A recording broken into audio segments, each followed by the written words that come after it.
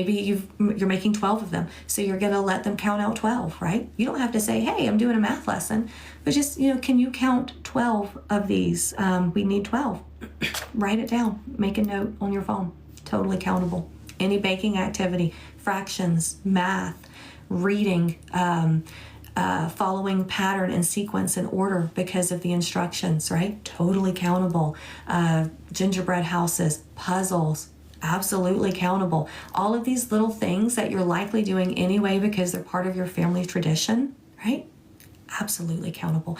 So just make a note, because you're likely hitting lessons in your homeschool days that you're overlooking. You're sitting in a gold mine of activities. So I don't want any parent to feel like I'm not doing enough because we're not learning, because your learning just looks different this week. It's combined with daily living, and that is exactly how homeschool should look, combined with real life, not separated into worksheets and sitting at tables. Of course, thank you, lovely. I appreciate that.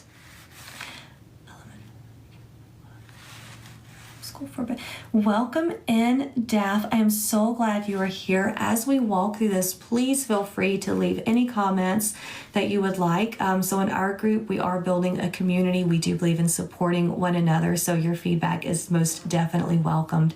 Thank you for being here.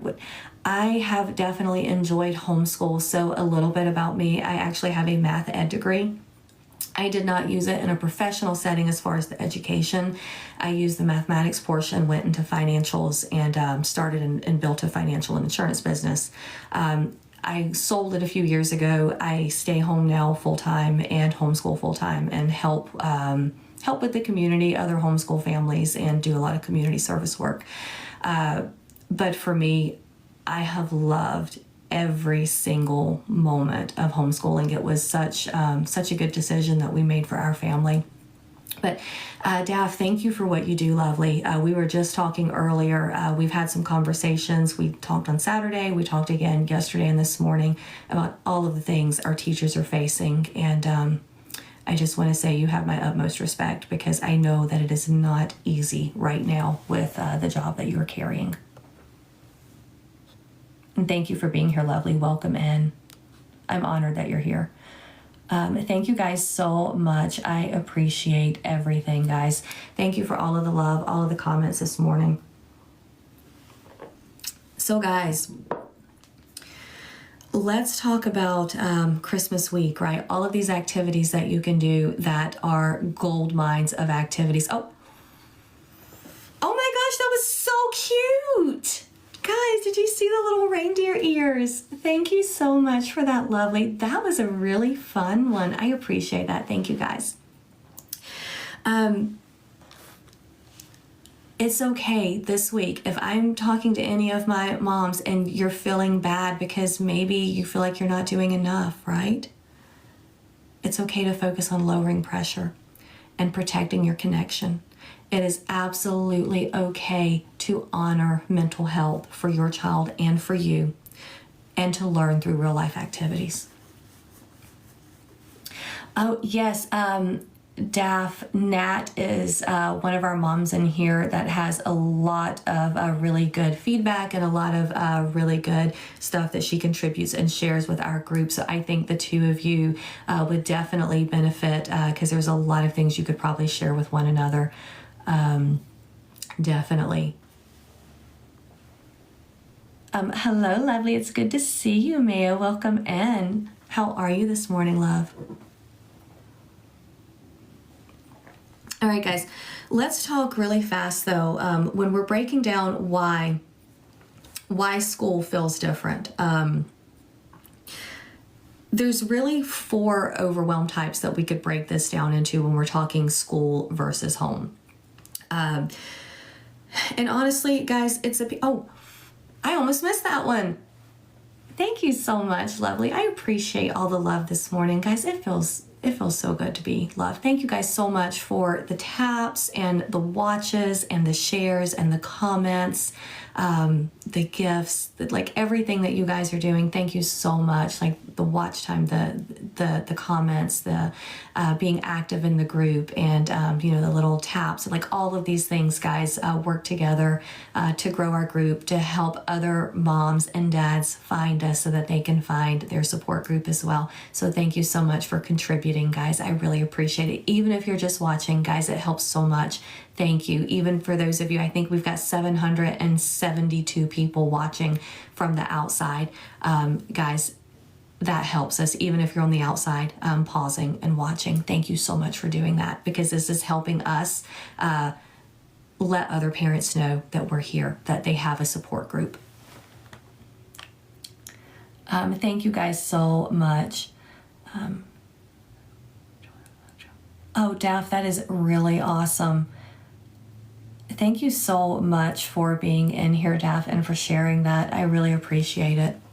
I definitely think, guys, this is what it's all about. It's community, right? It's finding community, finding support, sharing ideas and techniques, and just talking about real life and the struggles that we faced, and helping other parents know, hey, you are not alone. I have been there. Let me show you what I went through. Let me show you what works. Let me show you how we got through this season. Guys, this is what this group is about. We are building a community here, and it makes my heart so happy to see this playing out in real life. Thank you all so much for being here. Let's talk about, though, let's break it down really quickly. There are really 4 overwhelm types that I broke this down into when we're thinking about school versus homesteading, like things that maybe are easier for our children to hit, or overwhelm that our children hits in school faster, and why home might feel safer, right? So, and guys, before we go into this, right, I want to hit on something that nobody really talks about. And this is a really, really important piece, because I feel like if you've got a child and they are in public school, good morning, Mr. I see you, lovely. Greetings from New Jersey. Greetings to you from down here in Savannah, Georgia. So thank you so much, lovely, for being here. Welcome in. I hope you're doing well. In public school, there are issues going on right now, right? And maybe you're in here, or you're one of these 700 people on the outside watching right now, because maybe this is going to hit home. Maybe you've got a situation where your child, maybe they have an IEP, maybe they don't, but regardless of what's going on, maybe they need some type of specialized instruction, or some type of need met in their educational journey at the school. And maybe the school's not meeting that. And maybe they are slapping a label on your child. Maybe they are saying things that are hurtful to you as the parent, and you're feeling like your child is being left out, or being misunderstood, or not getting the things that they need to support their educational journey. And what happens is, when, especially right now, because guys, and understand, it's not the teacher. The teachers, we have been talking about this a lot. The teachers are doing the best they can do with the hand that they've been giving, because there's so much going on the administrative level right now. Guys, the teachers' hands are tied, okay? But this administration is saying, shove these children into one of these few boxes, and that's it. Guys, that doesn't work. And then what happens is the school starts saying, oh, that's a behavior issue, you're in trouble. That's a behavior issue, you're suspended. That's a behavior issue. Instead of doing the techniques to reset, we're going to take extreme steps, right? When in reality, all that's needed is the child to have an overwhelm reset, or a buffer task, or some type of differentiated learning that's going to help them in the way they need to learn. But instead, the school wants to label a child. And I want every parent to hear me this morning. Your child is not broken. I don't care what the public school is telling you. Your child is not broken. Your child is not falling behind, right?